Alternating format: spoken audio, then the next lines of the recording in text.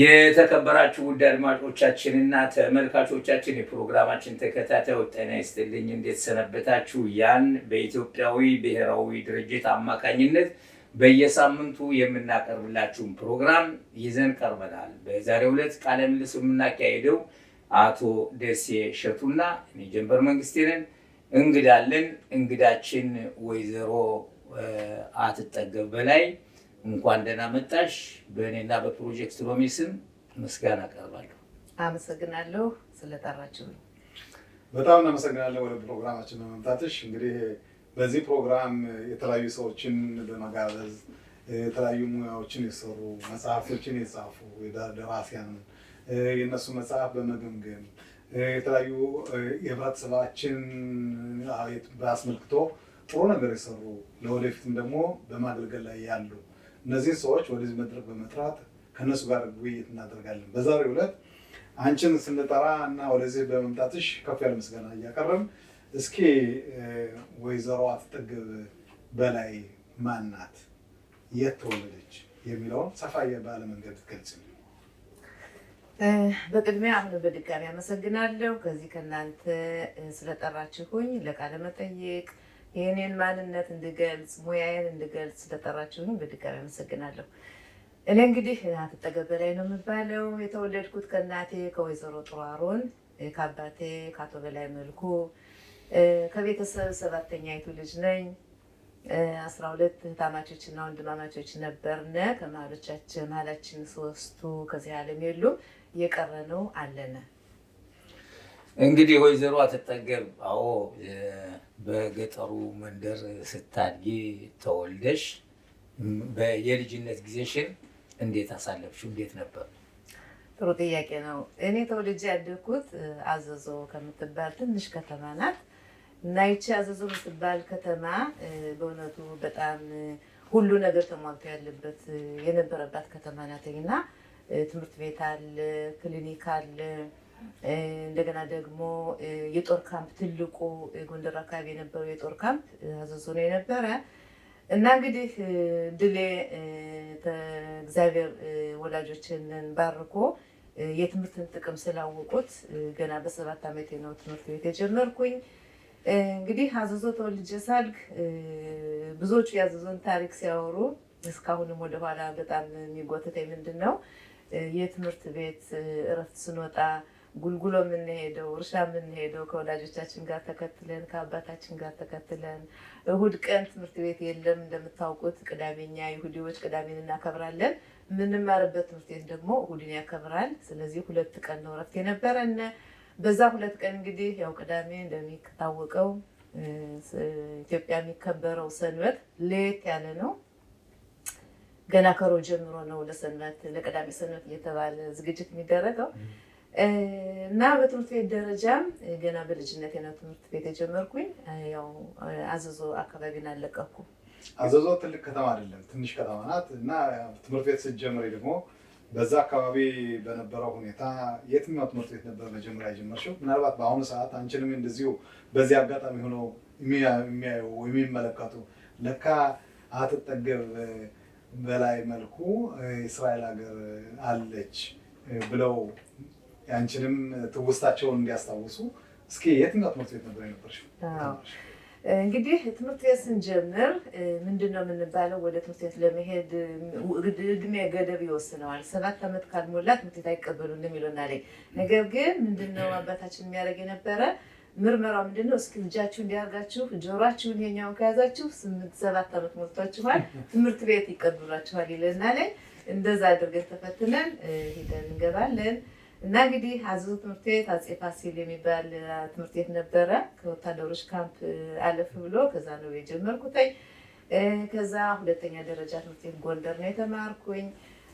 መቼም አንዳንድ ጊዜ አንድ ሰው ስለራሱ ሲያወራ አይ ይቺ ደግሞ ምንድነው የምታወራ ሊሉ ይችላሉ። ነገር ግን በትምህርት ቤት ደረጃ ራሴን ማመስገን ሳይሆን በጣም ታታሪ ጎበዝ ተማሪ ስለነበርኩኝ በየተርሙ ነው ማልፍ የነበረ እና 1ኛ ክፍል ስጀምር ከሁለተኛው የዛሬ ዓመት 3ኛ ክፍል ነው የምገባው። እንደገና በአመት 2 ክፍል ነው የምማር የነበረው እና ትምህርት ይስጣይኖት ይሉታል እና ይስጣይኖት ከሆነ ከአንዱ ክፍል ታታሪ ተማሪ ከሆነ ወደሚቀጥለው ክፍል ያስተላልፉናል እና ትምህርት ቤት ማስታውሰው የአንደኛ ደረጃ ትምህርት ቤት አፄ ፋሲል ነው። ሁለተኛ ደግሞ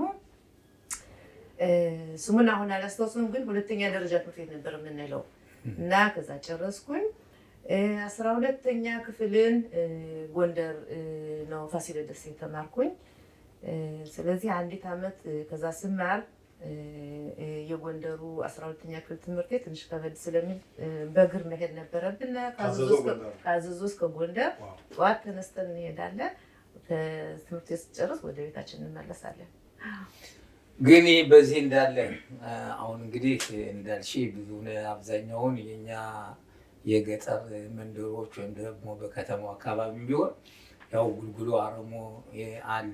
አሁን እንግዲህ እሁድን ጠርተሻል አይደል? እሁድ የኛ የስራ ጊዜ ነው እና ትምህርቱ ወጥተሽ ጉልጉሎ ወይም አረሞ ምንድነው የሚባል ወንድ ልጅ አባቱን ሴት ልጅ እናቱ እንደሚባለው ለእናትሽስ የምታደርጊው ትብብር እርዳታ እንዴት ነበር በአንድ ላይ ሁለቱ? እንግዲህ በጣም ጥሩ ጥያቄ የምትጠይቁት ወደኋላ ዞር ብለን ለማስታወስ ይረዳናለኝ እና እንግዲህ ያው ችን እሑድ በጉጉት ነበር የምንጠብቃት። እሑድ ስትመጣ ያው የቤተሰቡን ልብስ በአጠቃላይ ወስደን ከወንዝ አጥበን እንመለሳለን በሙሉ የቤተሰቡን። ከዛ ደግሞ ጉልጉሎ ካለ ጉልጉሎ እንሄዳለን። ለእናታችን ድርሻ ደግሞ ምንድን ነው ውሃ መቅዳት። እንደ ዛሬው ከቤታችን ቧንቧ የለም፣ ሩቅ ሄደን ነበር የምናመጣ እና በሸንከሎ ከራሳችን ላይ ተሸክመን በማድጋ አንግተን ራቅ ያለ ሄደን ነበር የምናመጣው እና እናታችን በዚህ በኩል እንረዳት ነበረ። እንደገና ደግሞ ያው ኢትዮጵያ የቤተሰብ ሁኔታ ስታዩት ትልቅ እህት ትንሿን እህት ተከትላ እንትን ብላ ነው የምትሄደው። ምን ለማለት ፈልጌ ነው፣ ትልቅ ወንድማችን የሚለንን እንሰማለን፣ ትልቅ እህታችንን የምትለንን እንሰማለን እና ጥልፍ እንጠልፋለን፣ 10 ሳንቲም እንቀበላለን፣ ያንን ለደብተር መግዣ እናስቀምጠዋለን እና እናታችን ደግሞ እንደዚህ ሄዳችሁ ላምባ ደስታችሁን ስንባል እንሄዳለን። እንግዲህ ላምባ የዚህ ሀገር ኤሌክትሪክ ነው። ያን ግን ላምባችን የኛ ኤሌክትሪክ ማለት ነው እና ላምባ ገዝተን እንመጣለን፣ ለእናቶቻችን እንላካለን። ብዙ ጊዜ ግን የሚገርማችሁ ነገር የኢትዮጵያ ወጣቶች እኛ ሴቶች የእናትን የስራ ክብደት ጠለቅ ብለን ስለምናውቀው ገና በቃላት ምን ለማለት ምን ለመላክ እንደምትፈልግ ስለሚገባና እናስቀድማቸዋለን እና ለእናትም ለአባትም እግራቸውን ተከትለን ነበር የሚያስፈልገውንን የስራ ድርሻ ስንረዳ ነበረ። እና ከዚያ 12ኛ ክፍል እንደጨረሽ ያው 12ኛ ክፍል ከበድ ብሎሽ እንደነበር ነው የምትነግሪና የእግር ጉዞ ስላለ ሁላችንም ገጠር መንደር አንስተን የምንሄደው ነበር። ትምህርትሽን ከጨረስሽ በኋላ ወደ የትኛው ፊልድ ወይም ደግሞ ወደ የትኛው የስራ ዘርፍ መረጥሽ? እንግዲህ በኢትዮጵያ ትምህርት እግዚአብሔር ያደለው እናት አባት ያደለው ሰው ነው ትምህርትን የሚያገኝ። እኛ ከቤተሰባችን ወደ 5 እና 4 ተማሪዎች በአንድ ጊዜው ከአንድ ትምህርት ቤት ነበር የምንማር፣ አንደኛ ክፍል፣ ሁለተኛ ክፍል እንደ እድሜያችን እና ያ ሁላ ገንዘብ ተከፍሎ ነው የምንማረው የነበረው እና 12ኛ ክፍል እንደጨረስኩኝ አባቴ ነው የመረጠልኝ። አባቴ አንቺ ሐኪም መሆን አለብሽ ብሎ መረጠልኝ። ተቀበልኩትኝ። ደስ ብሎኝ። ለምንድን ነው እንግዲህ አባታችን በጣም አላደለ የሚመጣው ነገር በሙሉ የሚታየው ሰው የሚያውቅ ሰው ነው የነበር እና ለምንድን ነው ሐኪም መሆን አለብሽ አለኝ። ቄስቷ በመልኩ ትልቅ ወንድሙ ሲሞት አባቴ እስከሚሞት ድረስ ሁልጊዜ ሲናገር ነበር፣ ሐኪም ቢኖር እኮ ከቅርብ ያን ጊዜ ቄስቷ ባይሞትም ነበር ይል ነበረ። ለምንድን ነው በዲያባድ ወይም ደግሞ ወደኋላ ዞር ብዬ የሞተበት ምክንያት ስጠይቀው የአንጀት መጠላለፍ ነው የነበረው እና የአንጀት መጠላለፍ በቀላሉ በ10 ደቂቃ ኦፕሬሽን የሚስተካከል ነው የነበረ እና ይሄንን ጠለቅ ብሎ ስላወቀ ነው መሰለኝ ወንድሜ እኮ አይሞትም ነበር ሐኪም በጥጉ ቢኖር ኑሮ የሚለው አስተሳሰብ ስለነበረው አንቺ ሐኪም ነው የምትሆኝ ብሎ እጅን እንደዚህ አድርጎ ይዞ ወስዶ ቸቸላ ሆስፒታል ነው ያስመዘገበኝ እና 3 ዓመት ተማርኩኝ። ጓደኞችም ነበሩ ከዚህ ሀገር አሉ ሁሎችም አሁን ስማቸው መጥራት ካስፈለገ እጠራለሁኝ። በነርስ ትምህርት የተማሩ በነርስ ነው የጨረስነው። ሁላችንም ይሁዶች ነበርና 4 ነበርና ሁላችንም ጨረስነ። ሁላችንም ያው በምስጉን ደረጃ ነው የጨረስነ እና የነርስ ትምህርት ቤት የሚገርማችሁ ነገር የኢትዮጵያው የነርስነት የትምህርት አሰጣጥና የዚህ አሰጣጥ በጣም ልዩነት አለው። የኢትዮጵያው የነርሳነት የትምህርቱ አሰጣጥ በእውነቱ ከዚህ ሀገር ዶክተሮች ትምህርት ጋር ላወዳድረው እችላለሁ እና በጥሩ ሁኔታ ጨረስኩኝ። ይህን ስትይ ለምሳሌ የትምህርት አሰጣጥ ሁኔታ ኢትዮጵያ ውስጥ በነበራችሁበት ሰዓት በሆስፒታል ደረጃ አካባቢ ናቸው እንግዲህ ትምህርቱን ስትካተሉ ነበር። ከዚህ ሀገር ጋር ስታወዳድሬው የዛ ሀገር የትምህርት የጥናት ሁኔታ ወይም የትምህርት አሰጣጡ ሁኔታ ወይም ደግሞ ከየትምህርት ተሳትፎ የሚደረገው ትግል ከፍተኛ ነበር። ከዚህ ሀገር ዶክተራት ከሚማሩ ሰዎች ጋር ማወዳደር ይችላሉ ይለሻል። ያን ያልሽበት ምክንያት የኢትዮጵያ ካሪከለሙ ማለት የትምህርት አሰጣጡ ከዚህ ሀገር ካለው የትምህርት አሰጣጥ ጋር ልዩነት ይኖረዋል? ልዩነቱ ምንድን ነው? እንግዲህ ከዚህ ሀገር ሁሉ ነገር ቀርቦልን ነው የምትማረው። ሁሉ ነገር በሂስግያድ ነው ያለው። ከዛ ግን አንዲት መጽሐፍ እንኳን ላይብረሪ ገብተን ለማንበብ ተራ ጠብቀን እንደገና ያንን መጽሐፍ ዛሬ ወስደን ነገውኑ ልንመልስ ቃል ገብተን ነው እና ያችን 24 ሰዓት ወይም ደግሞ 2 ቀን ያለንን የጥናት ለመውሰድ መፍጨርጨር አለብህ። እንደገና ደግሞ ከፍተኛ ያንተ የራስህ ጥረት ነው የሚወስነው፣ የሚረዳህ የለም እና ከዚህ ግን ብዙ እርዳታ ስላለ እስራኤል ሀገር የሚማሩ ተማሪዎች እንመጣበታለን። ይሄንም ሁለተኛውን ዲግሪን ስማር እንዴት ብዬ በቀላሉ እንደጨረስኩት ለምን ሁሉ ነገር ቀርቦልኝ ነው የምማረው። ከዛ ግን የቀረበ ነገር ስላልነበረ የራሳችን ጥረት ነበር የሚያስፈልገው። አዎ እንደገና ደግሞ ምሽማዓት የምንለው ምሽማዓት ማለት እንግዲህ ምንድን ነው?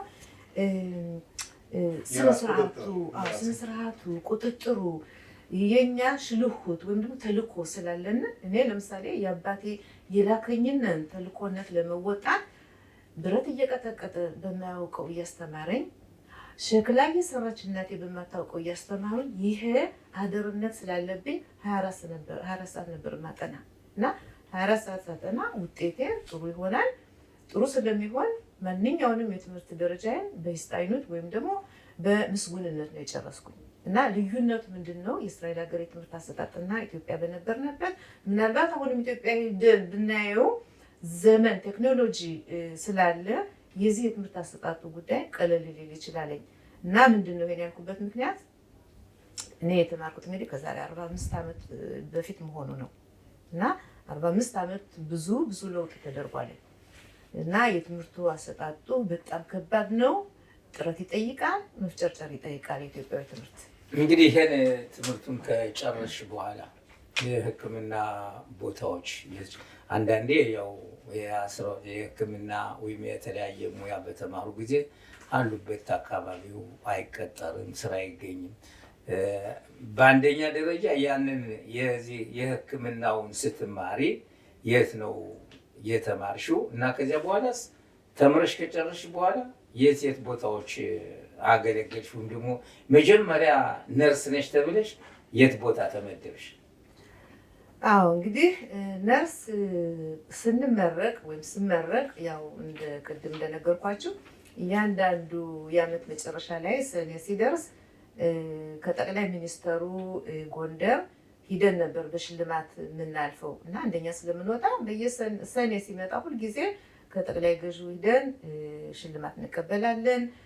ምስጉን ተማሪዎች ተብረን አሁንም ቢሆን በነርስ ትምህርት ቤት እንደዚሁ የዩኒቨርሲቲው ዲን ይባላል ያን ጊዜ እና እሱም ቢሆን ያው በታታሪነት ስለጨረስኩኝ ወላጆች የተጠሩ እነሱ ባሉበት ያው በክብር ደረጃ ስመረቅ ቸቸላ ሆስፒታል ነው። አሁን እንግዲህ እግዚአብሔር እድላችን ከፍቶልን ምንድን ነው እኛ ስንማር 4 ይሁዶች ነበር ብያለሁኝ። ወዲያውኑ ኦርት የሚባል ድርጅት ነበር፣ የእስራኤል ድርጅት ከዚህ የተላከ። አሁን ይህንን መጨረሳችን ሲሰሙ አይ እናንተማ የይሁዲዎች ባሉበት ኮፓቶሊን ወይም ደግሞ ክሊኒክ ጤና ጣቢያ ከዛ ነው መስራት ያለባችሁ ተባልነ። አሁን ይሄ እስከሚስተዳደር ድረስ ራሱ ዩኒቨርሲቲው የተማርንበት ቸቸላ እያንዳንዳችን ተመደብነ ሌላ ቦታ እና እኔ ደረሰኝ አዲስ ዘመን ነበር። አንዱ ቅርብ የአክስቴ ልጅ አይ አንቺማ አዲስ ዘመን አትሄጂም፣ እኔ አዘዞ ተመድቤያለሁ፣ እኔ አዲስ ዘመን ሄዳለሁ፣ አንቺ አዘዞ ተመለሽ አለኝ።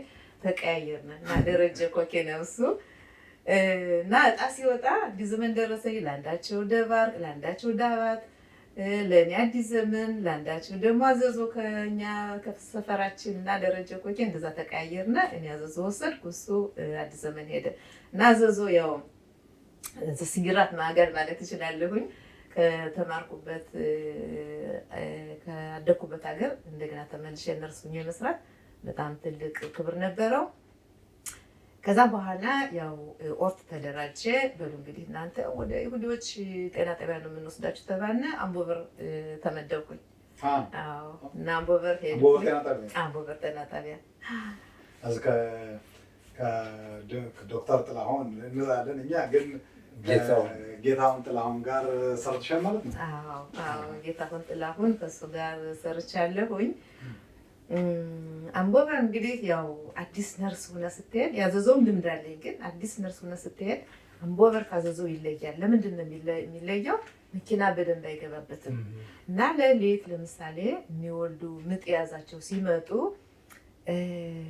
ይመጡና ደጃፋችን ይቆፈቁፋሉ። ዘበኛ ነበረና እግዚአብሔር የተባረከ እና ይመጣል። ኧረ እንደዚህ ታካሚ መጥቷል ቁሙ እንባላለን፣ ተነሱ እንባላለን። እና ከማረሳው ነገር ምንድን ነው አንዲት ሴትዮ ምጥ ተይዛ ከማጫ መሰለኝ ያመጧታል ወደ አምቦበር እና ይቀሰቅሱኛል። ሄድኩኝ። ማዋለጃ ክፍል ያው ቀን ሁሎችን የምንቀበልበት ክፍል ነው እንጂ የተለየ ማዋለጃ ክፍል የለም። እና ከአልጋ ላይ ሆና ልትወልድ ተዘጋጅታ ባልየው ደንግጦ አላይም ብሎ ከደጃፍ ተቀመጠ። ዘበኛችን ላምባዲና ምንድነው በአማርኛ?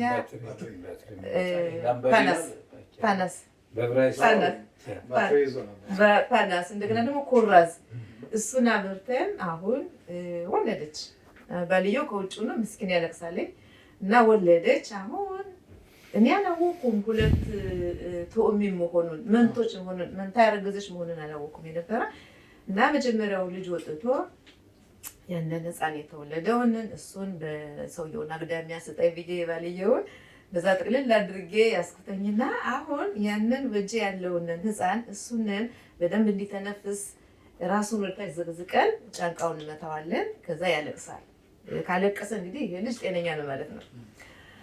አሁን ያን እየተንከባከብኩ ሳለ ለካ ሴትዮቱ ሁለተኛ ልጅ ቆይቶ ይወጣና ነው ብሎ እንደ ድመት ይጮሃል እና ያን ጊዜ ደነገጥኩኝና በእጄ ያስኩትን ህፃን እግዚአብሔር ነው ያተረፈኝ። ጥዬው ነበር ከድንጋጤ የተነሳ እና ዞር ብዬ ሳይ ሌላ ሁለተኛው ህፃን ወጥቷል። እና አሁን እነዚህ ሁለቱ ልጆች መንቶች ናታንያ ነው ያሉ ባልሳሳት 44 ዓመቱ ናቸው አለ። ዋው ዋው! እንደዚህም በአጋጣሚ እንግዲህ ከአንቺ ጋር አንቺ እንደዚህ ራዩን እንደዚህ በምናነጋግርሽ ሰዓት እነዚህ ልጆች አግኝተን ብናነጋግራቸው ኖሮ እንዴት አይነት ከፍተኛ ደስታ ይሰማን ነበር። ይሄም ደግሞ ያደረግሽው የሙያ ከሙያ አኳያ እነዚህ ልጆች በደንብ አዋለሽ አሁን በአሁኑ ደረጃ ደግሞ አድገው ከእስራኤል ሀገር ተምረው ከፍተኛ ደረጃ የደረሱ ልጆች ሊሆኑ ይችላሉ እና በዚህ አጋጣሚ እናንተን እኛ የምታዩ ከሆነ ለወደፊት ምናልባት የዚህ አይነት ዕድል አጋጥሞን የምንነጋገርበት ሁኔታ ሊፈጠር ይችላል ብዬ እገምታለሁ።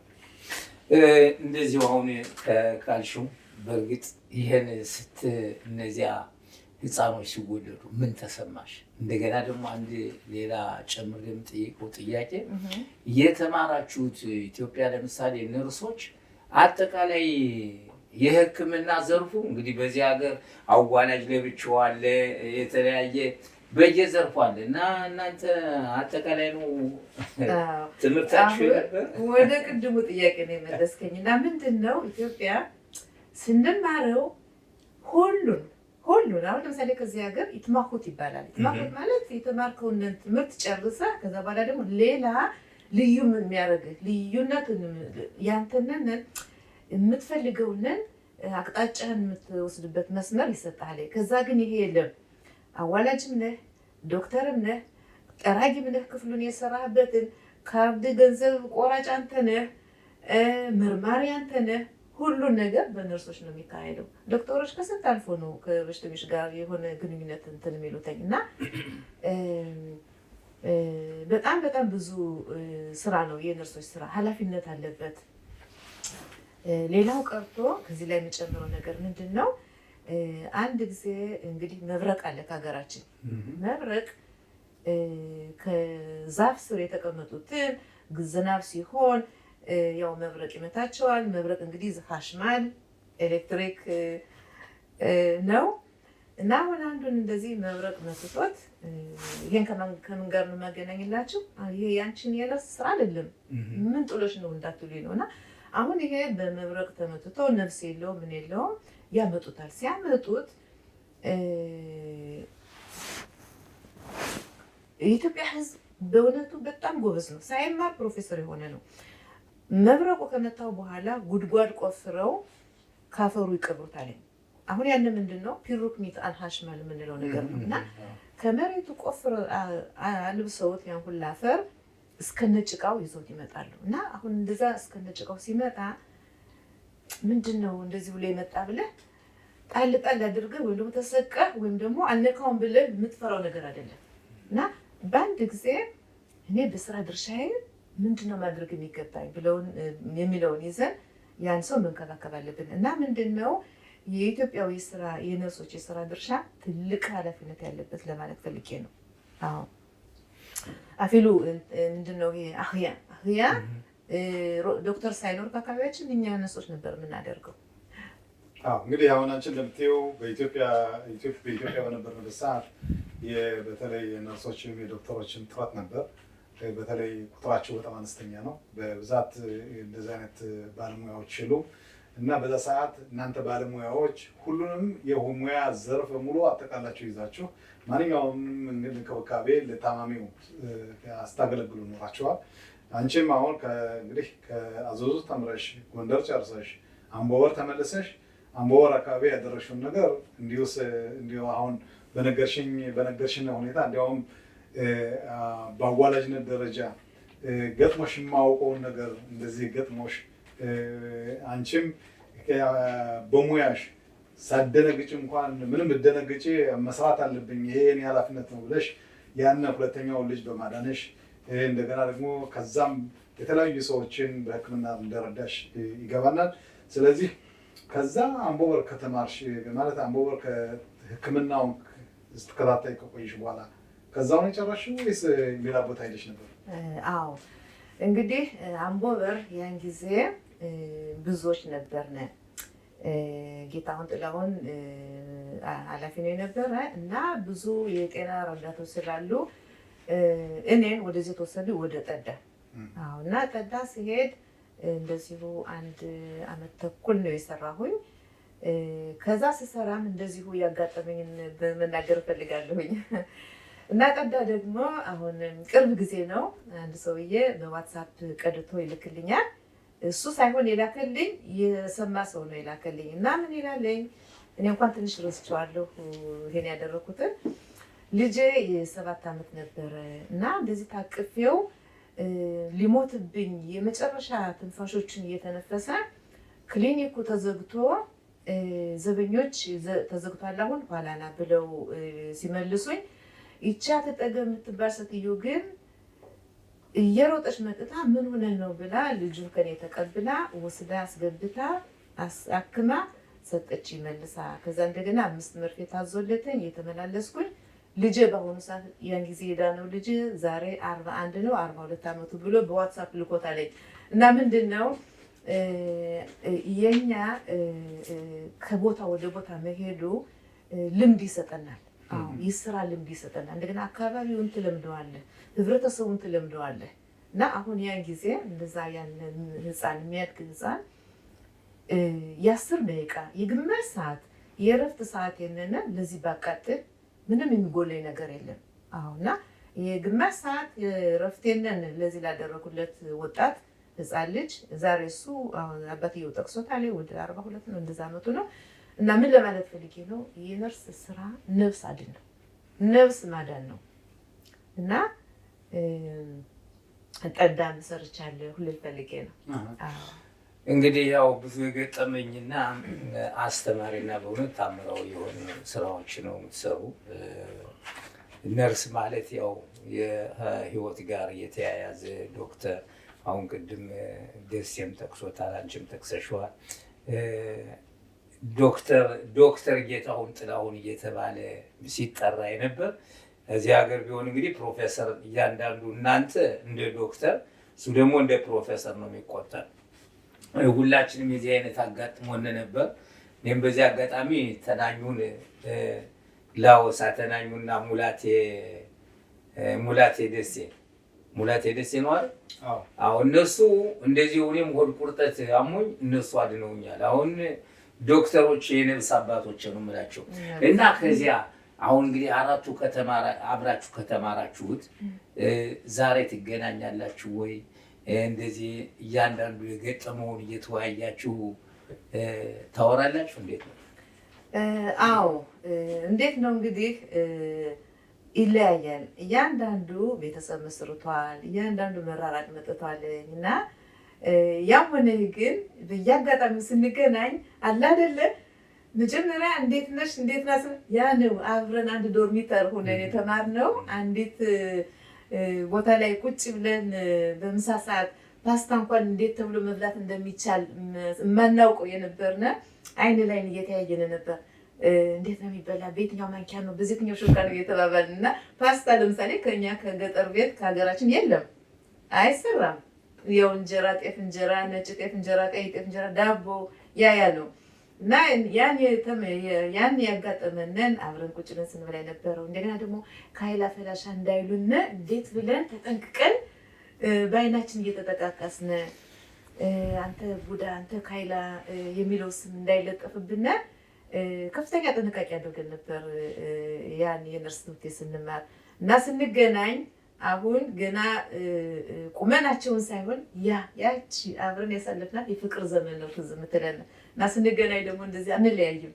አሁን እንገናኛለን በቴሌፎን ስንገናኝም አውርተን ደስ ብሎን ነው የምንገናኘው። እሺ እንግዲህ ውድ ተመልካቾቻችን እስካሁን ድረስ ከወይዘሮ አትጠገብ በላይ ምክሩ ጋር የምናደርገው ውይይት እየተከታተላችሁ እንደሆነ ይገባናል።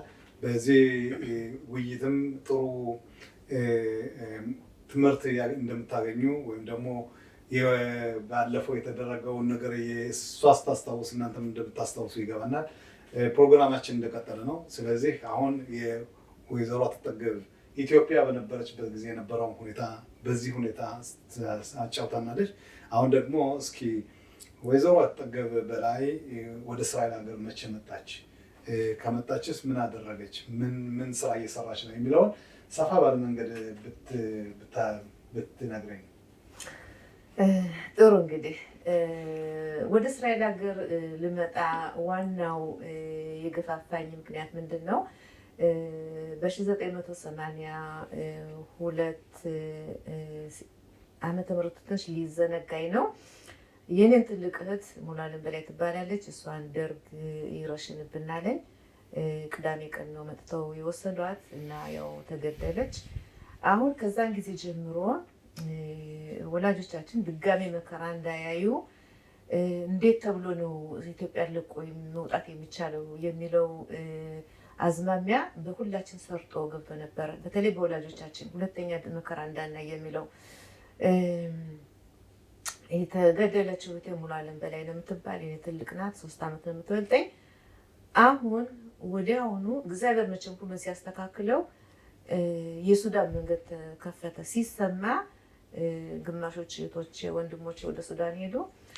ግማሾች እህቶቼ ትልቋ እህቴና የኔ ትንሽ ወንድም በአዲስ አበባ አድርገው ወደዚህ ሀገር መጡ። አሁን እኔንም እንግዲህ እናትና አባቴ አንቺ መሄድ አለብሽ፣ ሁለተኛ ከዚች ሀገር መከራ እንድናይ አልፈልግም፣ ሂዱ አሉና እና እስራኤል ሀገር ያው ቀደም ብሎ የመጡ የአክስቴ አጎት ልጆች ነበሩና እነሱ ደብዳቤውን ላኩልና ስኮላርሽፕ ነው የሚባል የዛን ጊዜ አዲስ አበባ ሄድኩኝ። ፓስፖርት አስወጣሁ፣ መጣሁ እዚህ ሀገር በ84 መጨረሻ ላይ በዲሴምበር 25 በ12ኛው ወር 25 ቀን በ84 ዓመተ ምህረት ነው የገባሁ ከዚህ ሀገር እና እዚህ ሀገር ስገባ ትልቁ ችግር እንግዲህ የቤተሰብ ናፍቆት ነው፣ የእናት አባት ችግር። እናት አባትን እዚያ ማዶ ጥሎ መጥተን እኛ ከዚህ በጣም ነው የተረበሽነ፣ በጣም ነው የተረበሽነ እና ኡልፓን ጀመርኩኝ። አሌፍ ቤት የዕብራይስጥ ቋንቋ ወደ ላይ ይሁን ወደ ታች ይሁን መያዝ በጣም አስቸግሮኝ ናዝሬት። አዎ ናዝሬት ኡልፓን አሌፍ ይባላል። ያን ተማርኩኝ። ኡልፓን ቤት ይባላል። እሱንም ጨረስኩኝ። ከዛ በኋላ ያው ቦታ ምረጡ፣ የት ነው የምትሄዱ፣ ስራ ቦታ እንዴት ነው፣ ኮርስ ትፈልጋላችሁ የሚባለው አዝማሚያ ሁላ መጣ። እኔ በነርስ ነው የምቀጥል አልኩኝ። አዎ እና በነርስ ነው የምቀጥል ስል ጊዜ ለ3 ወር አንድ ቦታ እስኪ መጀመሪያ እዩ፣ የዚህ ሀገር የሆስፒታል ስራ የነርስ ስራ መጀመሪያ እዩ ተባልኩኝና ሂጄ ሳየው በምንም ታምር የኔ ይሆናል ብዬ አላሰብኩም። አሁን መጣሁና እያለቀስኩ ለትልቅ እህቴ ለወርቄት በላይ ነው የምትባል፣ አሁን ለእሷ ታቴ ነው የምላት። እንደምታውቁት የኢትዮጵያ ስም ለትልቅ እህት የሆነ የክብር ስም አለው። እናትን እናና አባባ እንደምንለው። አሁን መጣሁና አንቺ ታቴ አልኳት፣ እኔ እንግዲህ ሁለተኛ የነርስ የሚባል ነገር አልፈልግም፣ ሆስፒታል የሚባል ነገር አልሰራም አልኳት። ለምን አለች። ነው አልወደድኩትም፣ የኢትዮጵያው ስራ ነርስና የዚህ በጣም የተለያየ ስለሆነ አልፈልገውም አልኳት። እና ሊፋሆት ትንሽ ቆይ እነ አባባ እስከሚመጡ እነ እናና እስከሚመጡ ወላጆቻችን እዚያ አድርገው እስከሚገቡ ቆይ ትንሽ አለች። ምክንያቱም አባታችን የወሰነልሽ እሱ እስከሚወስን ቆያለች። በሜት እንደዛ ብላ የእነሱን ስትጠራልኝ ወዲያው ቅልስ አልኩኝና ጥብ አልኩ ሰደራኩኝ። ከዛ ጀመርኩ 2 ዓመት እንደሰራሁ አንደኛ ዲግሪ ማውጣት ነበረብኝ ከዚህ እና 2 ዓመት ፈጀብኝ። ቴልአቪቭ ዩኒቨርሲቲ እንትን ተደረገልኝ። ኢትዮጵያን የሚያመጣሁት የትምህርቱ ውጤትና እንትኑ ማስረጃው የሆኑ ኮርሶችን እንዳልማር ረዳኝ እና በ2 ዓመት ቴልአቪቭ ጊዜውንም ቀነሰልኝ እና 2 ዓመት በይስጣይሉት ነው የጨረስኩት ቴልአቪቭ ዩኒቨርሲቲ አንደኛውን ዲግሪን። ከዛ ያው ስራዬን ታላሾሜር ነው የምሰራ። ከናዝሬት ወደ መሀል ሀገር መጣሁ ርሾ ለጽዮን። ከርሾ ለጽዮን ታላሾሜር ስራ ጀመርኩኝ። ያን ጊዜ በጣም ደስ የሚል ዘመን ነው ያሳለፍኩት። ምክንያቱም እኔ ብቻ ነበርኩኝ ኢትዮጵያዊ በዛን ሰዓት፣ ብዙ ሀበሻ አልነበሩም እና አንዱ ዶክተር የሆነ ነገር ሲቸግረው ሀበሾች ለምርመራ እየመጡ ሲቸግራቸው አለች ሀበሻ አማርኛ የምታውቅ ይሉኛል እና ሄዳለሁ። ኦርቶፔድ እንደዛ ሲሆን ይጠሩኛል፣ ኒውሮሎግ እንደዛ ሲሆን ይጠሩኛል። በዚህ አማካኝነት በሙሉ ማረሄቱን አወቁት። እስከ ዛሬ ድረስ እነዚህን ሰዎች ግንኙነት እናደርጋለን። አዎ እና አንዱ ለምሳሌ ፕሮፌሰር ላደርግ ፈለገ፣ ተራ ዶክተር ነው የነበረ፣ አስተማሪ ነው የነበረ።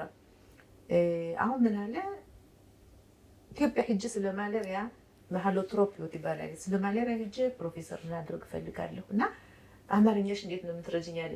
ግዴታ እረዳለሁ አልኩት። በየ3 ወሩና በየ6 ወሩ የተመላለሰ ያው ፕሮፌሰርነቱን ጨረሰ እና አሁን ይሄ ለምሳሌ አንዱ ምሳሌ ነው። አማርኛይቱን እንኳን የኛን ቋንቋ ሊጠቀሙ ፈልገው ከዛ ውስጥ ነው ፈልጎ ያገኘኝ እና ይሄ ቋንቋችን ለበሽተኛውም ጥሩ ነው፣ ለኛ ለሰራተኞችም ጥሩ ነው። ስለዚህ ታላሾሜርን በጥሩነቱ የማስታውሰው ምንድን ነው፣ ብዙውን ጊዜ እንደዚህ ብዙ ሰዎች አንሃላ መመሪያው ከላይ የተቀመጡት ሁላ ወይ አማርኛ የምትናገራለች እንደዚህ ስትፈልጉ አፊሉ ኦፕሬሽን ክፍል ተጋድሞ ሀበሻው አረ አልሰረንም ምንድን እንደሆነ አላውቅም ብሎ ያስቸግራቸዋል። በትልቁ በራምኮል አትጠገብ ተሎ ድረሽ ከዚህ ቦታ ነበር መባል እና ብዙ ስራ ዘርፍ ያላቸውን ዶክተሮች እንዳውቅ የረዳኝ ታላሾሜር ሆስፒታል። እዚህ ላይ አትጠገብም። አሁን እንደምትይው መጀመሪያ ከዚህ ሀገር እንደደረሽ ቋንቋ ከተማርሽ በኋላ አንድም ሁለተንም የቋንቋ ትምህርቶችን ካጠናቀቅሽ በኋላ እንግዲህ አሁን ወደ ነበርሽበት የሙያ ትምህርት ተመለሽ እና ተማሪ በምትበይበት ጊዜ አልፈልግም፣ እኔ እንዲያው ይህን ነገር አታሰሙኝ። አንዳንድ ጊዜ ሀገር ቤት የመጡት ሰዎች ምን ይላሉ? በከተማ አካባቢ ከመቀመጥ እርሻ ያለበት አካባቢ ወጣ ብሎ መቀመጥ ይሻላል ሲባል፣ ኧረ ኢትዮጵያ ውስጥ የመከራ ሁሉ ያሳየሁት ይበቃኛል እንጂ ዛሬ ከተማ መቀመጥ የሚሉት ነገር አለ። አሁን ደግሞ አንቺ ደግሞ በሙያሽ ትምህርት አሁን ስትማሪ ያስታደግ የነበርሽው ከዚህ ሀገርም ከመጣሽ በኋላ እንዲያውም እንደ ቀላል አድርገሽ የምትወስጂው የነበረውን ነገር እንደ ከባድ አድርገሽ ወስደሽ አልማርም፣ አይ እኔ እዛ ቦታ አልሄድም የሚለውን ነገር አጠናክረሽ ነበር እና ከዛ በኋላ ደግሞ እየቆየሽ ሀገሩንም ባህሉንም ቋንቋውንም እያወቅሽ በምትሄድበት ሰዓት ከዚህ ከነበረው ሆስፒታል ከገባሽ በኋላ እንደገና የተማርሽውን የሙያ አይነት በጣም የምትወጂውና ለህብረተሰቡ በተለይ አማርኛ ተናጋሪ ለሆነው ዕብራይስጥ ቋንቋ የተቸገረው በሆስፒታል አካባቢ መጥቶ ሕክምና ለመውሰድ የሚፈልገው ሙሉ ያንቺን እርዳታ የሚጠይቅ ሆኖ በማግኘትሽ በዚህ ላይ በሙያው በጣም ተደሳች እንደሆንሽ ይገባኛል። እና እንግዲህ ይሄን ካደረግሽ እንግዲህ አሁን አንደኛ መጀመሪያ ነርስ፣ ከዛ አንደኛ ዲግሪ፣ ሁለተኛ ዲግሪ እንደተማርሽ ይገባኛል። ለምንድን ነው ዶክተራት ያላደረግሽ? ጥሩ ጥያቄ ነው በጣም። እንግዲህ እንዳልከው ወላጆች ከመጡ በኋላ ይሄ የነርስነት መንገድ ሁሉን ደጀፍ እንደከፈተልኝ ያወቅኩት። አዎ አሁን ደስ ያለ ይመጣ ምሽመረን ሰርቼ ስመለስ ወደ ቤተ ስመለስ ነገ ጧት ሄጄ ለምሰራው እየናፈኩት ነው፣ በጉጉት ነው የሚሄደው እና አንደኛ በዩኒቨርሲቲ ደረጃ የተደረገልኝ ምንድን ነው የሚባለው ይሄ የሀሰይ ጽቦር አቀባበላቸው። እንደገና ተዋርሽኒ ስማር ሁለተኛውን ዲግሪን ቤርሸባ ነው የተማርኩት። ቤርሸባ በጎሬውን ነው የተማርኩት። አሁን እሱንም ቢሆን ስማረው ፊልዱን የመረጥኩትኝ ሁለተኛውን ዲግሪ በወላጆች አሳብቤ ነው። ወላጆቼ ለእኔ ትልቁ ምሳሌ ወይም ደግሞ ሰቤል የምላቸው ይሄ ወላጆቼ ናቸው እና አባቴ እንዲች አድርጎ ወስዶ ነርስ ነው ሐኪም ነው የምትሆኝ ብሎ ያስገባኝ ሁልጊዜ በአእምሮዬ ስላለ እንድጨምር የበለጠ ደግሞ እንዳስፋፋ ያደረገ ዋናው ይሄ ነው። አሁን ፍላጎቱ እያደገ ሲሄድ ምን ልጨምር ትላለህ። አሁን ቤርሸባ ሁለተኛውን ዲግሪ እንደጨረስኩኝ ከዛው ለዶክተራት ተቀበሉኝ። አሁን ሲቀበሉኝ እንደገና ሃይፋም አለ። ሁለተኛውን ዲግሪን የተማርኩት ግራንቶሎጂ ነው። እንግዲህ ግራንቶሎጂ ማለት ማዲያዚክና ማለት እንዴት ተደርጎ ነው ጤናማ የሆነ እርጅና የሚረጀው። ስለ እርጅና በአጠቃላይ 65 ዓመት በበላይ ያለው እስከ 120 እድሜ ላለው ሰው እንዴት ብሎ ነው በጤናማ እርጅና ማግኘት የሚቻለውን ነው በጣም አስፋፍቼ እንትን ያደረኩት እና ይሄ ከሕክምናው ጋር ሲገናኝ ከዛ ደግሞ ከአማርኛ ቋንቋ ጋር ሲገናኝ ይሄ በሙሉ ለእኛ ህብረተሰብ በጣም ትልቅ አስተዋጽኦ ነው የሚያደርገው። አሁን እንግዲህ ለምንድን ነው ዶክተርነቴን ያላደረኩት የጠየቀኝ ይሄ ብቻ ሳይሆን አርኤልም ተቀብለው ነበር። አሁን ለምንድን ነው ያላደረኩት? አባቴ ትንሽ እርጀት ማለት ጀመረ፣ እናቴ ትንሽ እድሜዋ ገፋ ማለት ጀመረ። ያን ጊዜ ግራንቶሎጂውን ተምሬ ማዲያዚክና ተምሬ እንዴት ወላጆቼ ጤናማ የሆነ እርጅና እንዲኖሩ ከአሁን በኋላ ለእነሱ ነው መስመሬን እንትን አድርጌ አዘጋጅቼ የምንከባከባቸው በማለት በእውነቱ እነሱን ነን እየተንከባከብኩኝ ዲግሪ የፒኤችዲ ዲግሪ ወይም ደግሞ ሶስተኛው ዲግሪ ይቅር ብዬ የተውኩት በዚሁ ነው። በወላጆችን ለመንከባከብ ፈልጌ ነው እና እንግዲህ አባቴም ነፍሱን ይማረው ከሰው እጅ ሳይወድቅ ቁሞ እየሄደ ነው። በአንድ ቀን የሞተ አካሙል የምትባል እንኳን አያውቅም። እናቴም እንደዚሁ የዛሬ 4 ዓመት ሊሞላ ነው እንግዲህ የሞተች። እሷም እንደዚሁ ቁማ እየሄደች የእግራቸውን ጥፍር እንኳን ይገርማችኋል።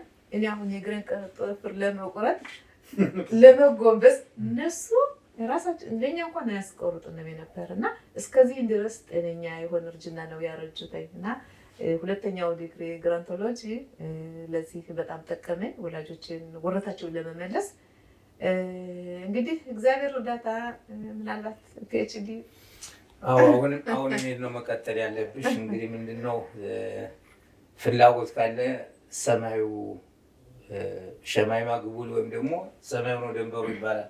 ከዚህ አሁን ልክ አሁን አንቺ እንደምታስታውሽኝ እኛ ባለንበት ከተማ አንድ በእውነት የነርስ ሰራተኛ አለ።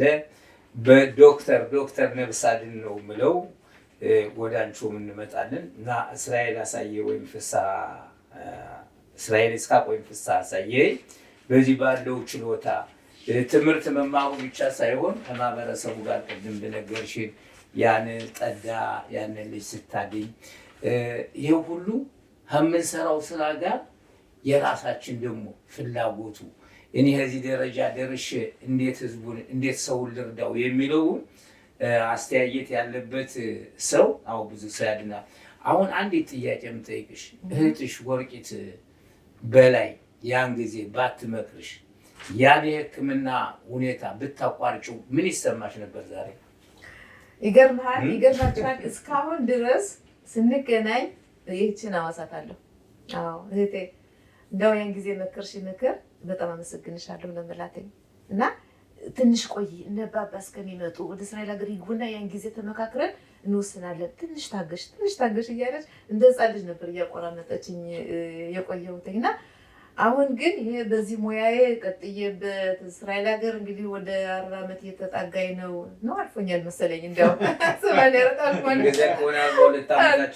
በሁለት ዓመት እና ከዚህ ሀገር ብዙ የስራ ቦታዎችም እንዳልኳችሁ ለሰው ልጅ ምንድን ነው የምትሰጠው ነገር ካለህ ህይወትህን ደስ እያለው የሚኖረው አንተ የምትሰጠው ሰው ነህ፣ የሚቀበለው አይደለም። ዋናው ደስ የሚለው የሚሰጠው ሰው ነው እና ለምንድን ነው በጤና በኩል ደግሞ አንተ ለሰው ልጅ ትንሽ እርዳታ አድርገህ ከሰጠህ ትንሿን እንኳን እርዳታ አድርገህ ከሰጠኸው ያን የሰጠው ነገር ለአንተ ውስጥ ደስታ ነው የሚሰጠህ እና ቸር ተመኝ ቸር ታገኝ የሚለው ነገር ለዛ ሰው ጥሩ ስለተመኘለት አንተ ራስህ ደስ ይልሃል እና እኔ ብዙውን ጊዜ ህይወቴን በደስታ ብዙዎች ይሉኛል እና ምንድን ነው ሎተሪ የደረሰሽ መስል ሁል ጊዜ ፈገግታ ከፊትሽ አይለይም ይሉኛል እና ለሰው የምታደርገው ነገር ለአንተ የህይወት ደስታ ነው የሚሰጠው እና ያ ስለሆነ እኔ በእውነቱ በጣም ደስ ነው የሚለኝ። እዚህ ላይ አትጠገም አንዳንድ የሙያ ሰራተኞች አንዳንድ ጊዜ በውይይት ደረጃ ስንወያይ አንዳንድ የገጠማቸው ችግሮችን ሲያነሱ በተለይ ቀለምን በተመለከተ ከዚህ ሀገር ከመጡ በኋላ እንደሌላው ባለሙያ ሙያቸውን እየሰሩ ነገር ግን ያ ተጠቃሚው ወይም ደግሞ የሙያው በዛ መጥቶ እርዳታ ሊቀበል የፈልገው አንዳንዴ ጥቁር በመሆኑ ወይም ደግሞ የጥቁር ብዙውን ጊዜ አያክመኝም ወይም ደግሞ አይረዳኝም የሚለው ሀሳብ በጭንቅላቱ ስላለ የዚህ አይነት ሁኔታ ያጋጠመሽ ሁኔታ አለ ወይ? አጋጥሞኛል። አዎ ብዙ አመት በሆስፒታል ከሰራ በኋላ ትንሽ እንዲቀለይ ብዬ የ4 ዓመት መጨረሻውን ዘመኔን በኮፓቶሊም ነው አፍራይቱኝ የሰራሁ። አፍራይት እንግዲህ ያው ኃላፊ በኮፓቶሊም ኃላፊውኝ ነው የሰራሁኝ እና ያን ጊዜ ኃላፊውኝ ስሰራ ከስራ ባልደረቦች ሳይሆን ከታካሚዎች አንዱ ምን ይላል ውሃ ተደፍቷል ከዛ ላይ እና ውሃ የተደፋውንን ምን ይላል ንገራት ማለሷ ለጠረጊቱ መጥታ ተጠረገው ሰው እንዳይወድቅ ይለዋል። እጁን ወደ ዜት ነው የሚጠቁም ወደ እኔ ነው። አዎ እና አብሮት የተቀመጠው ዝም በል እሷ እኮ አራይታችን ናት እኮ እሷ እኮ የእኛ ኃላፊ ናት ዝም በል እንዳትሰማ ይሉታል እና ብዙ ጊዜ ያጋጥመናል። ብዙ ጊዜ ለምን የኛ ህብረተሰብ ምናልባት ካሁን በኋላ ይሄ የማህበራዊ ኑሮ ግልጽ እየሆነ ሲመጣ እንደገና ደግሞ የሚዲያ የሚሉት ነገር ቲክሾሬት የሚሉት ነገር በሙሉ ክፍት ሆኖ ስለተገኘ በዛ አንጻር እየገባቸው ሊሄዱ ይችላሉ ብዙ ነጮች። ነገር ግን በሕክምና አሰጣጥ ደረጃ ግን እኔም አንቺ ጥቁር ነሽ አልፈልግሽም፣ አንቺ ጥቁር ነሽ ይህን አታክምኝም ያለኝ አላጋጠመኝም። እንዲያውም ከፊቴ ላይ ፈገግታ ስለሚታይ የበለጠ የሚቀርቡኝ እኔ ነበረ። የበለጠ ቀስ ብሎ መጥተው አሁን ዶክተሩን ገብቼ ባናግረው ምን ይመስልሻል የሚሉኝ እኔን ነበረ እንደገና ደግሞ መድኃኒት ስታዘዝላቸው ይመጡና ማቶ መሬት ይሄን መድኃኒት ጥሩ ነው ልውሰደው አልወሰደው ብለው አላደለ ግልጽነት መልክ ያሳያል። ፈረንጆች ያንተን ግልጽነት ፈረንጆች ያውቁታል፣ ይገባቸዋል። እና በዚህ ደረጃ በጸቤት ደረጃ ምንም ችግር አልነበር፣ ግን እስከሚለምዱን ድረስ ነው። ከለመዱን በኋላ እርግጠኛ ነኝ ከአሁን በኋላ የኛ የልጅ ልጆች እንደዚህ አይነት አጋጣሚ እንደማይደርሳቸው። ለምንድን ነው አሁን ይህን ነገር በጥያቄ ደረጃ ያቀረብኩልሽ? ምናልባት አንቺ እንደ ምሳሌ ሆነሽ በተማርሽው ትምህርት ባለሽ የሙያ እውቀት እና ባዳበርሽው የስራ ልምድ ብዙ ነገሮችን እንደሰራሽ ገልጸሽልናል። እና አንዳንዴ ለታዳጊ ወጣቶች የሚናገሩትን ነገር ስለምሰማ ነው። እኛ ኢትዮጵያውያን ስለሆነ፣ እኛ ጥቁር ስለሆነ፣ እኛ እንደዚህ ስለሆነ እንዲህ አልተቀበሉንም፣ እንዲህ አላደረጉልንም፣ ለመሰለ ስራም ተቸግረናል የሚል አባባሎች እንሰማለን። እኛ ብዙ ጊዜ አሁን እንደምንለው እያንዳንዱ ሰው በገዛ እጁ ኮንፊደንስ ካለው፣ የራሱ ጉብዝና ካለው፣ የመስራት ችሎታው እና እውቀቱ ካለው የትም ቦታ ገብቶ የመስራት እድል እንዳለው እያወቅን አንዳንዴ ራሳችንን የምንደልልበት ሁኔታ አለ። ማለት እኛ ጥቁር ስለሆነ ወይም እኛ የሙያችን ሙያ ባለሙያዎችን ብንሆን አልተቀበሉንም እንደዛ የሚለውን አባባል ትንሽ ለመቅረፍ ስል ያሰብኩትን ሀሳብ ነው አንቺ ያቀረብኩልሽ። እና እኔ እንደማየው ከሆነ እንደዚህ አይነት እንዲያውም ኢትዮጵያኖች ልዩ የሆነ ተሰጥኦ አለን፣ ልዩ የሆነ ከሌሎች የበለጠ የምንኮራበት ሁኔታ አለ። ምክንያቱም ከኛ ያለ ከሌሎች የሌለ ስላለን ነው። እና ቋንቋውንም ቢሆን ሙያውንም ቢሆን ቀለም አይደለም ሰው የሚወስነው። ምክንያቱም ሰው ሲፈጠር ራሱ ተፈልጎ አይደለም የሚፈጠረው። እኔ ጥቁር ሆናለሁ ብሎ አይደለም፣ ወይም ነጭ ሆናለሁ ብሎ አይደለም፣ ወይም ደግሞ ወይና ሆናለሁ ብሎ አይደለም የፈጠረው እግዚአብሔር ነው። ስለዚህ ችሎታውን እያንዳንዱ በችሎታው ተመክቶ ከሌላው ማንስ መሆኑን ተረድቶ የሚሰራ ከሆነ ምንጊዜም ውጤታማ ሊሆን ይችላል። አሁን ከዚህ በመቀጠል ደግሞ እንግዲህ አንቺ በሕክምና ዘርፍ ብዙ ሰርተሻል። ሌሎቹ ደግሞ በመምህራን ደረጃ የነበሩ አስተማሪዎቻችን የነበሩ በዚህ ሙያ አልቀጠሉበትም። ምንድን የሆኑ ሶሻል ወርከር ወይም ደግሞ የተለያየው ነው። እንዲያው ሰማይና ምድር የተራራቀ አለ።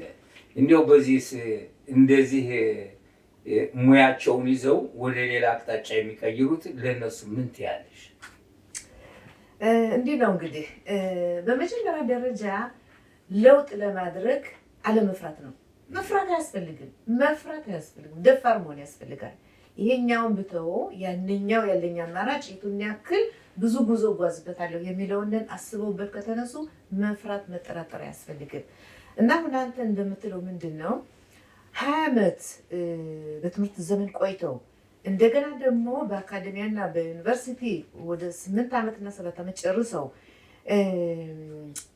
የማይፈልጉትን ለደሞዝ ብለው ጀምረው ከትንሽ ጊዜ በኋላ ግን ይህን ነበር እኮ የምፈልገው፣ ይህን እኮ አልፈልገውም የነበረ እና ልቀይር ቢሉ በእውነቱ ያስቸግራል።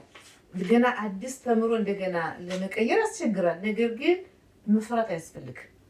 የሰው ልጅ አሁን ሮኒ እንዳልከው የራስ መተማመን ካለው ችሎታውን እሱ የሚያውቅ ከሆነ ለለውጥ መፍራት አያስፈልግም። እንግዲህ አንዱን 40 ዓመት የኖረበትን ስራ ቀይሮ ሌላ አዲስ እንደገና ሀ ብሎ ሲጀምር ሊከብድ ይችላል።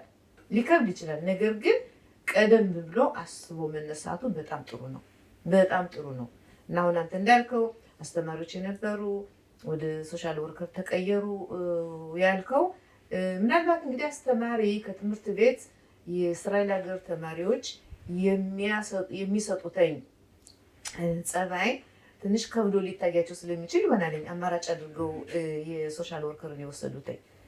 ሌላ ምክንያት ሊኖር ይችላል እና እኔም ደግሞ የደረሰኝ ምንድን ነው አሁን ከብዙ ዓመት በኋላ እኔ ለምን ብዬ ነው የሆስፒታል ሰራተኛ ተቀጥሬ እንትን የምለው ለምን ራሴን አልችልም ብዬ ወሰንኩኝ። እና ስወስን ምንድን ነው ያደረኩኝ? ስራዬን እየሰራሁ ግን አላማዬ ለወደፊቱ የምፈልገውን ማካሄድ ጀመርኩኝ።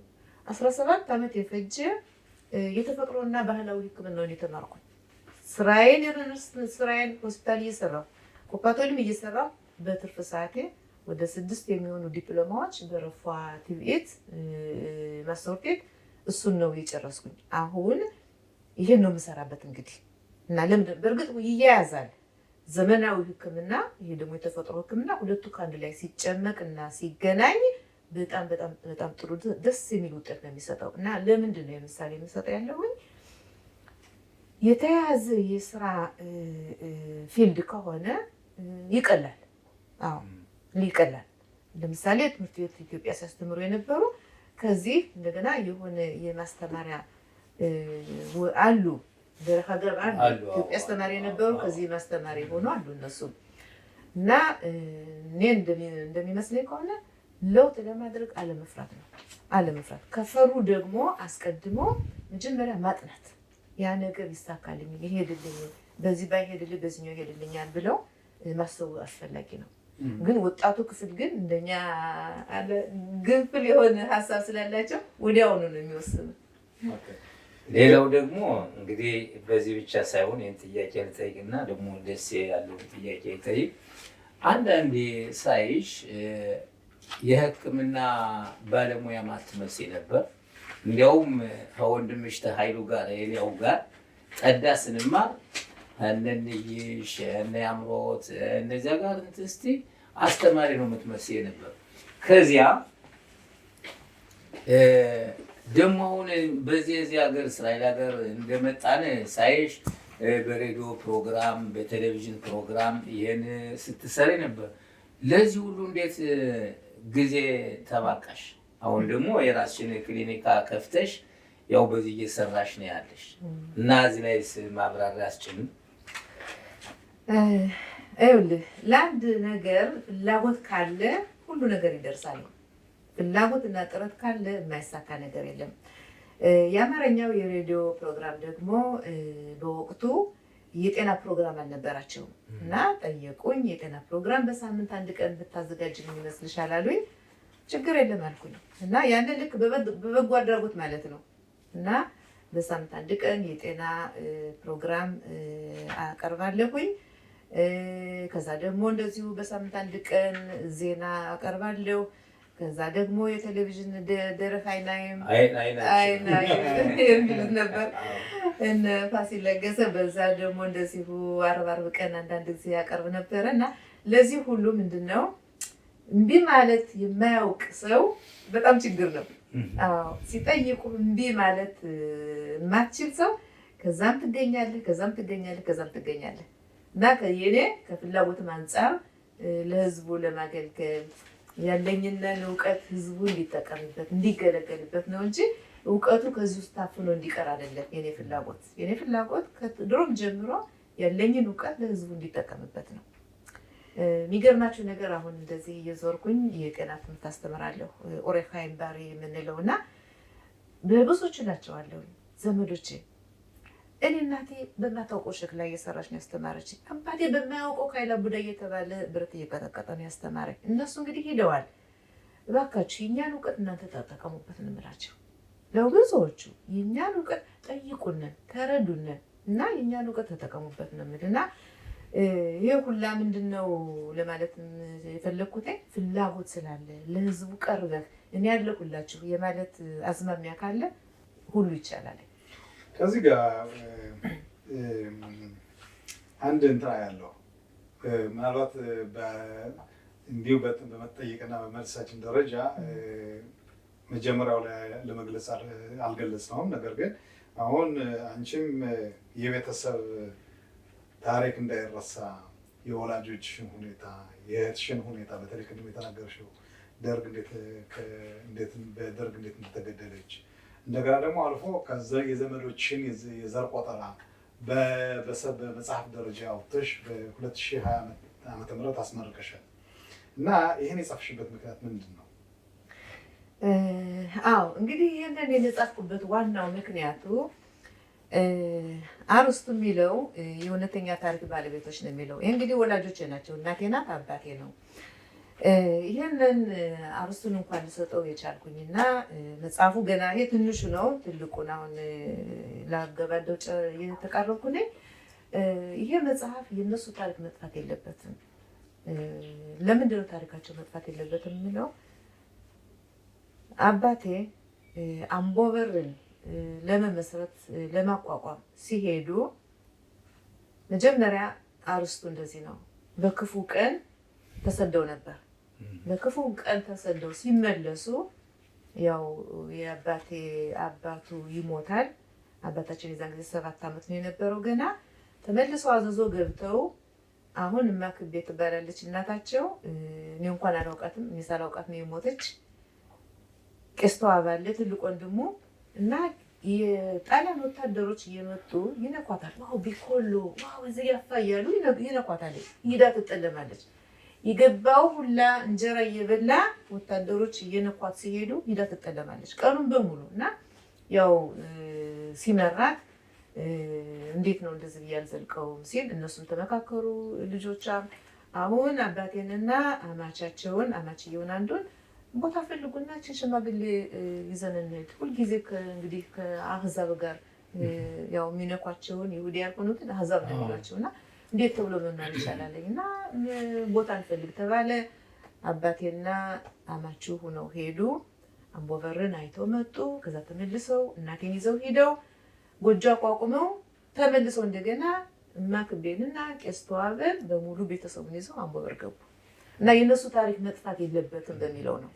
በጣም ጥሩ። እንግዲህ አሁን አንቺ እንደዚያ በማስቀመጥሽ ሌሎችን ሊማሩበት ይችላሉ።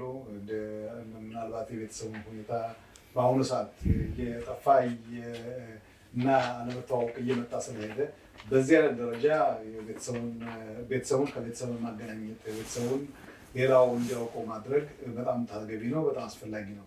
ስለዚህ እኛም ደግሞ በዚህ አጋጣሚ ይሄ እውነተኛው ታሪክ ባለቤቶች ብለሽ በጻፍሽው መሰረት ሌሎችን መጽሐፍቶች እንደምትጽፊ ይገባናል። አሁን እንዳደረግሽው መጀመሪያው ትምህርቱ በነርስ ደረጃ እንዴት እንደተማርሽ፣ ከየት ቦታ ወደ የት ቦታ እንደተላለፍሽ፣ ከዛም ደግሞ ሰዎችን እንዴት አድርገሽ እንደረዳሽ፣ ከዛም በምታውቂያቸው ጓደኞችሽ ጋር ስትገናኙ ምን አይነት ኖስታልጊያ እንዳላችሁ እና እንዴት እንደምትነጋገሩ የወትሮ ፍቅር እንዴት እንደመጣ ያን በሙሉ አስረድተሽናል። በዚህም አጋጣሚ እንግዲህ ይህም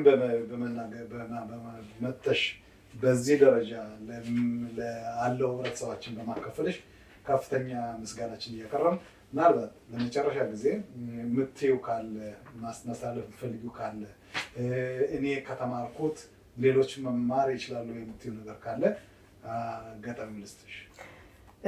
በጣም ጥሩ። እንግዲህ እስካሁን ከተነጋገርነው የምጨምረው ነገር ቢኖረኝ ምንድን ነው፣ ይህች ናት የኔ ትልቅ እህት በደርግ ጊዜ የተገደለችብን። አሁን ስሟ ሙሉ አለም ነው የምትባል ነበር እና አሁን እንግዲህ 17 ዓመት የፈጀ የተፈጥሯዊና ባህላዊ ሕክምና ከተማርኩኝ በኋላ ክሊኒክን ስከፍት በሷ ስም ነው ያደረኩት። አዎ ሙሉ ጤና ነው ብዬ ሰየምኩት ክሊኒኩን እና ይሄው 14 ዓመት አስቆጥሯል። እንግዲህ ሰራለሁኝ። እንዴት አይነት ታካሚዎች ነው የሚመጡ ከአንቺ ያልከኝ እንደሆነ ብዙዎቹ ነጮች ናቸው ታካሚዎች የሚመጡት። ግን የኛ ህብረተሰብ ደግሞ የሚመጡት እንደዚሁ እድሜያቸው ከ40 ዓመት በበላይ የሆኑት ናቸው። የሚመጡበት ምክንያት ዋናው ምንድን ነው? ዳሌኬት ፕራኪም የምንለው ነገር አለ። ዳሌኬት ፕራኪም በዕብራይስጥ አጠራር ሲሆን በአማርኛው ቁርጥማት የምንበለው ነገር ግን ዳሌኬት ፕራኪም ይሄ የመጋጠሚያዎችን ችግር ማለት ነው። እንደገና ደግሞ ስኳር በሽታ ያላቸው ሰዎች ብዙዎቹ ናቸው ይመጣሉ። ፕሪጻድ ዲስክ ያላቸው ወጣቱ ክፍል ፕሪጻድ ዲስክ ብዙ የአከርካሪ መዛባት ይመጣሉ። አንዳንዶች እንዲያውም ገና ምዩን እያሉ መርፌ እንውጋችሁ ስላቸው ኧረ መርፌውን አልፈልግም ነገ እመጣለሁ ብለው ቀጥታ ከምዩን ወደ እኔ የሚመጡ አሉ። እና ይሄ የተፈጥሮ ሕክምና የሚገርማችሁ ነገር የማያክመው የበሽታ ዘርፍ የለም ሁጽሜ የቀዶ ጥገና ኦፕሬሽን ካልሆነ በስተቀር እና ለሁሉም በሽታ መልስ የሚሰጥ ነገር ነው። ከዛ በተጨማሪ ደግሞ ምንድን ነው መጨመር የምፈልገው የኛ ህብረተሰብ ይሄንን የተፈጥሮ ሕክምና ጠለቅ ብሎ ያውቀዋል። ኢትዮጵያ እያለንም ኢትዮጵያ ኮካቶልን በየቦታው አልነበረም፣ ቤት ኮልን በየቦታው አልነበረም። የተፈጥሮ መድኃኒቶች ነበር የሚያዱንና ለምሳሌ የኔ አጎት አቶ ኢሳያስ መልኩ የሚባለው ቅዱስ ዮሐንስ ሲመጣ እንቁጣጣሽ ብለን የአደይ አበባ ስንሰጠው ሌሎች ከረሜላ ሲሰጡን ስኳር ወንጂ ስኳር እንትን ከፍተው ከእጃችን ላይ ሲሰጡን እሱ ምንድን ነው የሚሰጠን የነበረ የእባብ መድኃኒት ተብላ ስር ነገር ናት። ያችን ስር አላምጣችሁ ታችሁን እግራችሁን ቅቡት ይለናል። ለምንድን ነው ስንለው እባብ አይኑን የሚከፍት ዛሬ ነውና ይሄ ከሸተተው አይቀርባችሁም ይለን ነበር። እስከዚህም ድረስ እውቀት የተሞላበት ህብረተሰብ ነው የነበረና እና በዲያባድ አሁን እንግዲህ ወደኋላ ዞር እየሳስብ ለምን ያን ጊዜ እሱ ሲወስዳት የነበረችውን አሳየ ብዬ ለምን አላጠናሁም እላለሁኝ። እና አሁን ያው የተፈጥሮ ክሊኒክ ባህላዊና ተፈጥሯዊ ክሊኒክ ሙሉ ጤና በሚል አርዕስት ነው ያለ። ከእሑድ እስከ ሰኞ ነው እስከ ዓርብ ነው የሚሰራው። ዓርብ ጧትም ቢሆን አንዳንዶች ሳላስበው ቆፍቆፍ አድርገው ይመጣሉ እና ብዙ ሰዎች ይመጣሉ እና በጣም ደስ ይላል። በእርግጥ አሁንም እኛ በተለይ በዚህ በፕሮጀክት ሎሚ ወይም ደግሞ በኢትዮጵያዊ ብሔራዊ ድርጅት አማካኝነት በዚያው አይነት እንዳንቺ የመሳሰሉ ብዙ ሰዎችን ወደዚህ የጋበዝነ ሰፋ ያለ ዘገባ፣ ሰፋ ያለ ትምህርት ያሳለፋችሁትም ሁሉ ያው እየዘገብነ እንገኛለን። ሌላው ለምሳሌ እናንተን በሰሙና ባዩ ጊዜ ሁላችንም በመልክ ከመተያየት እንደዚህ አብሮ ስንጨዋወት ለሌሎች ምሳሌ እየሆናችሁ ነው። እንደው በዚህ አጋጣሚ እንደው አንዲት የመጨረሻዋ ጥያቄ ለልጆች አሁን ለዚህ ለታዳጊ ወጣቶች ሁሉ እንደ ልብ ነው ብለሻል። ምን የምታስተላልፊው መልእክት አለ? አዎ የሚገርማችሁ ነገር አሁን ደግሞ አዲስ የመጣ ደግሞ አለ ኤአይ የሚሉት ቢናሜራ ሆቴል አንተ ቁጭ ብለው ሁሉ ነገር የሚሰራልህ ምንድን ነው? ለወጣቱ ክፍል ሁሉ ነገር ተሟልቶ ተሳክቶ እየቀረበላችሁ ነው። ስለዚህ ትምህርት እስከ መጨረሻው ድረስ ተማሩ። አጋጣሚውን ተጠቀሙበት። ምነው ይሄ አጋጣሚ ከኛ በኖር የዛን ጊዜ ገጠር እያለን ይሄ ቢኖረን አንዲት እርሳስ ገዝተን ለሶስት ተካፍለን ነበር ምንጽፍ። አንድ ደብተር ገዝተን ሰንጥቀን በዋንዛ አጣብቀን ነበር የምንማረው አንዲት ደብተር እና ዛሬ ግን መጽሐፉ እንደ ልብ ነው። እንደገና ኢንተርኔት አለ። እንደገና ደግሞ ሁሉ ነገር ተሟልቶ ተቀርቧል። ትምህርት ቀጥሉ ነው የምለው። ትምህርት አይጠገብም። ተማሩ ነው የምለው። በተፈጥሮና ባህላዊ ሕክምና ምንድነው ከውስጡ ንጥረ ሚስጠ ነገሩ ምንድነው ያላችሁ እንደሆነ ለምሳሌ የብርጭቆ ዋግምት ብቻ ብዙ ችግሮችን እንደሚያቃልል ነው ለኛ ህብረተሰብ። የብርጭቆ ዋግምት ብቻ ሌላውን ተውት። ዲኩርሲኒም አለ ሻያጾ የሚሉት ማለት ብዙ ነው ዘርፉ። ግን የተፈጥሮ ሕክምና የብርጭቆ ዋግምትና ሻያጾ የሚሉት እነዚህ ሁለቱ ብዙ የጤና ዘርፎችን ሊሰጡ ስለሚችሉ ተጠቀሙባቸው ነው የምለው። እንደ ቀላል ነገር እንዳታዩዋቸው እና ይህን አሁንም ጨምሬ ስለተናገርኩኝ አመሰግናለሁኝ። ስለጠራችሁኝ ስለጋበዛችሁኝ አመሰግናለሁ። ሕክምናዬን ወይም ደግሞ የኔን የእጄን ሙያ የእጄን ጥቅም የምትፈልጉ ደውሉ፣ ቀበላችኋለሁ። ምን እንግዲህ ወይዘሮ አጠገብ በላይ ጥሪያችን አክብረሽ ወደዚህ ቦታ መጥተሽ ያለሽንም ደግሞ የሙያ እንዲሁም የስራሽን ሁኔታ በሙሉ በማካፈልሽ በጣም እናመሰግንሻለን። እናንቺም ደግሞ ሌሎች እንደዚሁ እየመጡ በዚህ ቦታ ያላቸውን ልምድ እንዲያካፍሉን በዚህ አጋጣሚ ጥሪ እናቀርባለን እና ስለነበረን ጊዜ በጣም አመሰግናለሁ። ኡሪ ወይዘሮ አጠገብ እንዲሁም አሸር ሳሙኤል ላደረጋችሁት ትብብርና ላደረግነው ውይይት በዚህ እንግዲህ እንፈጽማለን። በሌላ ፕሮግራም እስክንዘጋጅ ድረስ በሚቀጥለው ሳምንት እስክንገናኝ ደህና ሁኑ።